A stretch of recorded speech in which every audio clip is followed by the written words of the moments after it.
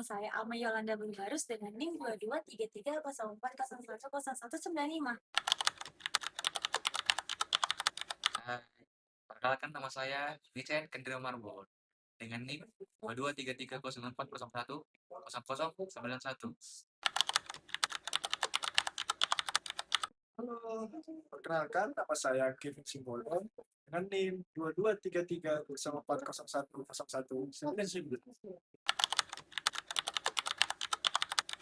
Halo guys, perkenalkan nama saya Nadia Gracela Boba dengan NIM 227304010184. Bye-bye. Halo teman-teman. Halo. Di sini kami akan membahas tentang fraud auditing perusahaan penerbangan pada PT XYZ. Jangan lupa disimak ya videonya. Check it out. Integritas, kepercayaan, dan transparansi adalah pilar utama dari pasar modal. Namun, apa jadinya jika pilar utama tersebut diguncangkan oleh manipulasi akuntansi? Pada tahun 2018, dunia investasi Indonesia dikejutkan oleh skandal besar. Sebuah keajaiban di laporan keuangan perusahaan penerbangan nasional, PT XYZ. Dari kerugian jutaan dolar, tiba-tiba mereka mencetak laba. Skandal ini bukan hanya tentang angka, tetapi tentang runtuhnya skeptisme profesional. Pada tahun 2018, laporan keuangan PT XYZ menunjukkan laba bersih sebesar 809.000 juta dolar. Padahal tahun sebelumnya mengalami kerugian hingga 216 juta dolar. Dua komisaris independen, Mr. Chu dan Mr. D, menolak menandatangani laporan tersebut karena menemukan indikasi adanya pengakuan pendapatan yang tidak sesuai standar akuntansi. Kasus ini bermula dari pengakuan pendapatan sebesar 239 juta dolar dari PT Mahabharata. Padahal berdasarkan PSAK nomor 23 tentang pendapatan, transaksi ini belum dapat diakui karena pembayaran belum diterima atau realisasinya belum pasti.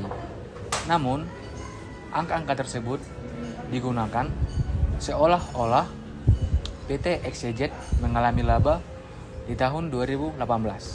Beberapa pihak yang terlibat dalam kasus ini, manajemen PT XYZ dan Dewan Komisaris yang mendatangani laporan yang bermasalah, audit eksternal dari kantor akuntan publik, Tata, Sumin, Kai, dan rekan yang lainnya memberikan opini wajar tanpa pengecualian, tanpa mengetahui adanya masalah dari material. Hanya dua komisaris independen, Mr. Chu dan Mr. D, yang menolak dan mengungkapkan keberatan mereka kepada publik. Alasan PT XYZ melakukan fraud yaitu karena adanya tekanan. Tekanan yang dimaksud yaitu kerugian sebesar 216,5 juta yang terjadi pada tahun 2017 dan tekanan dari pasar modal dan juga pemegang saham, dan juga keinginan untuk menghindari kerugian beruntun. Kedua, kesempatan. Dari kesempatan juga didominasi manajemen dalam proses pelaporan, kegagalan pengawasan komite audit dan dewan komisaris, sistem pengendalian internal yang lemah, rasionalisasi. Dalam rasionalisasi, alasan menyelamatkan perusahaan BUMN. Yang kedua itu memenuhi target kinerja yang ditetapkan dan bukan untuk memperkaya diri sendiri secara langsung.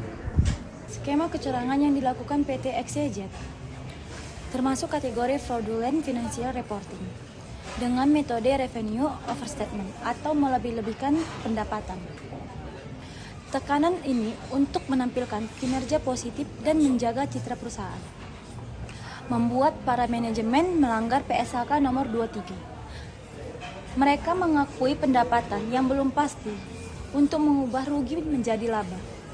Otoritas Jasa Keuangan memerintahkan PT XYZ untuk menyajikan kembali laporan keuangan di tahun 2018. Setelah diperbaiki, ternyata PT XYZ mengalami kerugian. Kementerian Keuangan menjatuhkan sanksi pembekuan izin kepada akuntan publik Mr. Q selama 12 bulan dan denda 500 juta kepada kantor akuntan publik tempat dia bernaung. Kasus ini berdampak kepada reputasi PT XYZ dan profesi akuntan di Indonesia. Kepercayaan investor menurun. Saham PT XYZ mengalami volatilitas tinggi